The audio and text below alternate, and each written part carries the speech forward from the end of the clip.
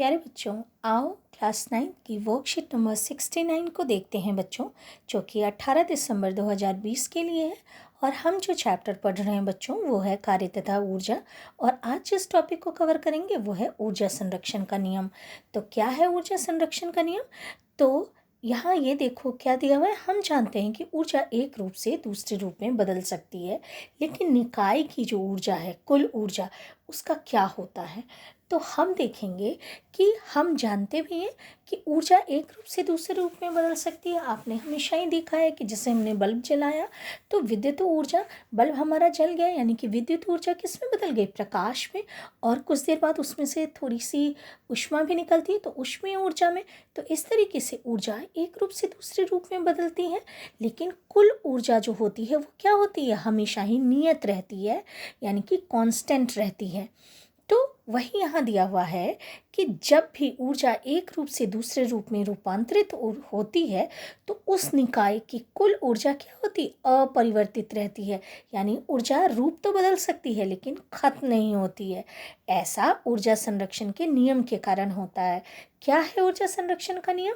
तो ऊर्जा को ना तो बनाया जा सकता है और ना ही इसे नष्ट किया जा सकता है। इसका केवल एक रूप से दूसरे रूप में रूपांतरण हो सकता है, यानी कि एक रूप से वो दूसरे रूप में बदल सकती है। ठीक है, अब देखो क्या दिया हुआ है। ऊर्जा संरक्षण का नियम सभी स्थिति और सभी प्रकार के परिवर्तनों के लिए मान्य है। यानी हर जगह जहाँ ऊर्जा संरक्षण का नियम क्या है? हर जगह हर स्थिति में और हर प्रकार के परिवर्तन में क्या है? मान्य है। यानी कि ये संरक्षण का नियम वहाँ पर फॉलो होता है। उसके बाद आओ बच्चों देखते हैं आगे क्या दिया हुआ है। कह रहा है कि एक उदाहरण देखो।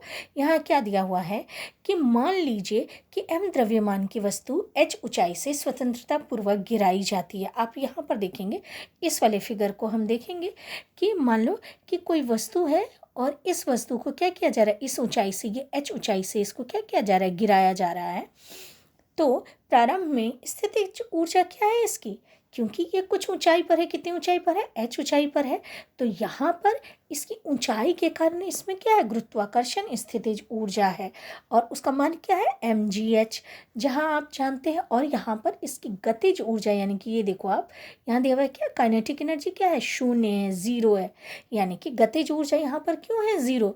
क्योंकि ये जो वस्तु है यहाँ पे रखी हुई है, इसमें कोई गति नहीं है। तो इसीलिए यहाँ पर क्या है? सिर्फ और सिर्फ इस समय जब ये किसी ऊंचाई पर रखी हुई है तो इसमें सिर्फ और सिर्फ गुरुत्वाकर्षण स्थितिज ऊर्जा है, या फिर सीधे आप कह लीजिए स्थितिज ऊर्जा है। और यहाँ पर स्थितिज ऊर्जा क्या है? मैक्सिमम है, अधिकतम है। तो इस प्रकार कुल ऊर्जा भी क्या है? mgh है इस वाली स्थिति में। उसके बाद है जब ये वस्तु गिरती है तो इसकी स्थितिज ऊर्जा गतिज ऊर्जा में परिवर्तित होती है। अब जैसे देखो ये वस्तु नीचे गिर रही है, सेकंड वाले केस में हम देख रहे हैं कि वस्तु नीचे गिर रही है। जब नीचे गिर रही है तो इस वस्तु में कुछ ना कुछ क्या है? गति है। अब गति है तो इसमें कुछ ना कुछ गतिज ऊर्जा आ जाएगी। आप जानते हैं गतिज ऊर्जा क्या होता है? गति के कारण जो ऊर्जा निहित होती है, संग्रहित होती है, इकट्ठी होती है वस्तु में, उसको हम कहते हैं गतिज ऊर्जा।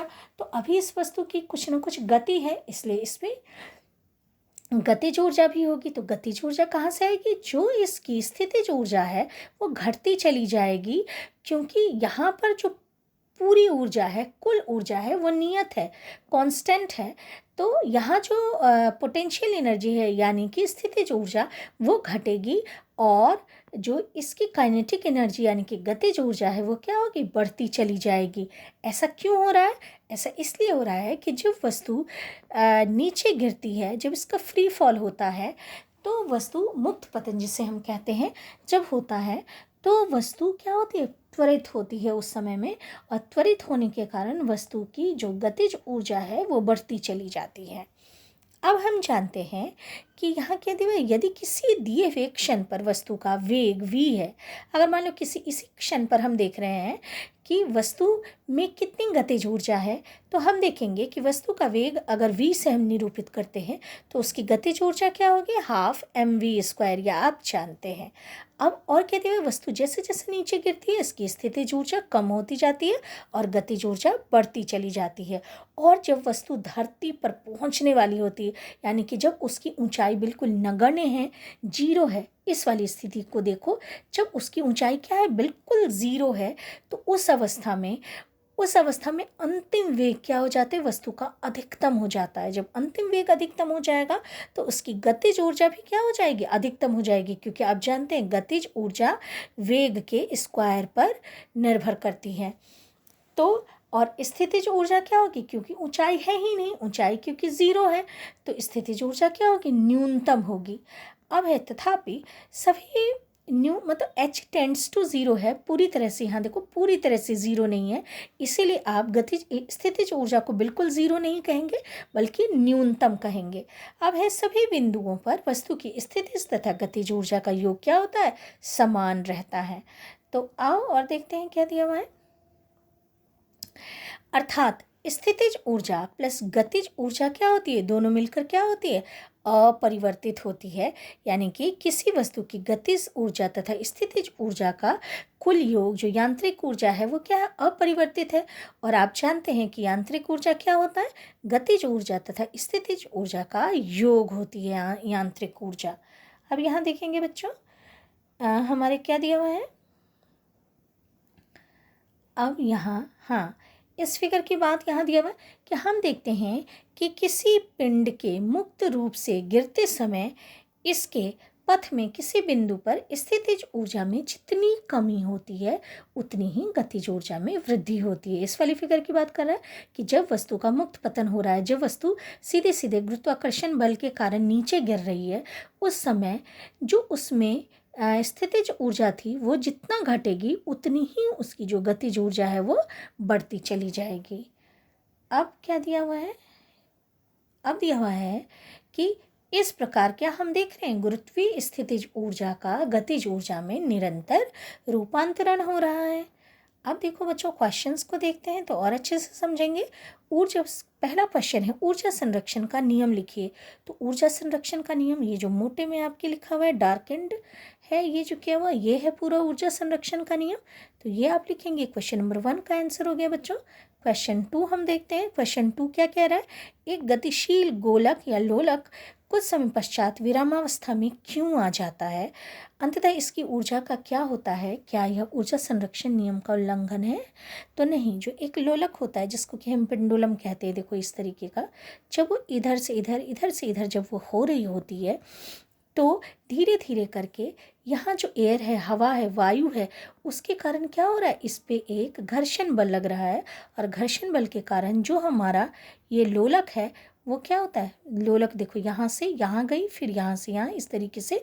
तो घर्षण बल के कारण क्या होता है, धीरे धीरे जो उसकी गतिज ऊर्जा होती है वो कम होती चली जाती है और वस्तु जो है यानी कि लोलक जो है वो विरामावस्था में आ जाती है। लेकिन यहाँ पर उसकी ऊर्जा का रूपांतरण तो हुआ है। किस में हुआ है इसकी ऊर्जा का रूपांतरण, तो थोड़ा सा हो सकता है कि इसमें ऊष्मीय ऊर्जा उत्पन्न हुई हो और यहाँ ऊर्जा का रूपांतरण हुआ है, लेकिन ऊर्जा जो है वो क्या हुई है, ऊर्जा खत्म नहीं हुई है। हम इसे यानी कि यहाँ पर ऊर्जा संरक्षण के नियम का उल्लंघन नहीं हुआ है। उसके बाद बच्चों हम देखेंगे थर्ड क्वेश्चन हमारा क्या कह रहा है कि 20 किलोग्राम का कोई पिंड 4 मीटर की ऊंचाई से मुक्त रूप से गिराया जाता है। निम्न सारणी के अनुसार प्रत्येक स्थिति में स्थितिज तथा गतिज ऊर्जा की गणना करके सारणी को भरिए। अब यहाँ पर क्या क्या दिया हुआ है बेटे, तो यहाँ ये दिया हुआ है m इक्वल टू यानी कि द्रव्यमान क्या दिया हुआ है वस्तु का 20 kg 20 किलोग्राम, और क्या दिया हुआ है, और ऊंचाई देखो ये वाली हमारी सारणी है, इसको हमें भरना है। और ऊंचाई कितनी दी हुई है, पहले वस्तु जो पहली अवस्था में वस्तु की ऊंचाई कितनी है 4 मीटर है। और जी आपके दिया हुआ है गुरुत्वीय त्वरण आपके दिया हुआ है कितना 10 मीटर प्रति सेकंड स्क्वायर। तो कह रहा है कि हर स्थिति के लिए, देखो हर स्थिति मतलब कि जब सबसे पहले वस्तु 4 मीटर की ऊंचाई पर था, फिर वो 3 मीटर यानी कि नीचे गिर रहा है, 3 मीटर है ज़मीन से, फिर 2 मीटर, फिर 1 मीटर, और बिल्कुल धरती के ठीक ऊपर यानी कि जब ऊंचाई लगभग 0 है तब हमें स्थितिज ऊर्जा और गतिज ऊर्जा का मान निकाल के बताना है। तो देखो पहले वाले में स्थितिज ऊर्जा दिया हुआ है 800 जूल।